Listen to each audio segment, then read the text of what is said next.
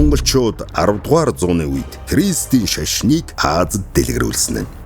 Одоо цаг үед Хятад, Энэтхэг, Солонгос гэх улсууд Христийн шашныг дэлхийд дэлгэрүүлэхэд томоохон нөлөө үзүүлдэг бол эдгээр улсуудад хамгийн анх монголчууд Христийн шашныг таниулж дэлгэрүүлж ирсэн байна. Чингис хааны отхон хөвөн Тулуугийн их хатан Соргогтон бихий Христийн Нестор шашны том төлөөлөгч байсан ба их хатны нөлөөгөөр тухайн үеийн инновац болох торгоны замаар Христийн шашинтай худалдаачин аялагч хүмүүсийн номлолын үйл ажиллагаа ихээр явагдаж Христийн шашин хурдан дарахах нөхцөлийг бүрдүүлсэн байна. Монголын их хаан Мөнхийн хүүг Христийн санваартан өсгөж хүмүүжүүлсэн бөгөөд дорнод этгээдэд зорчсон нь хэмээх номд Мөнх хаан хатныхаа хамт Загалмайтын шашны баярт оролцож буйгаар тэмдэглэсэн байдаг.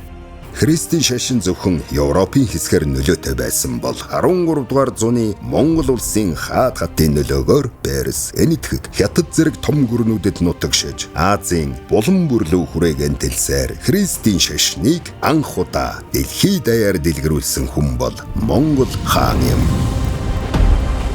Монгол хаан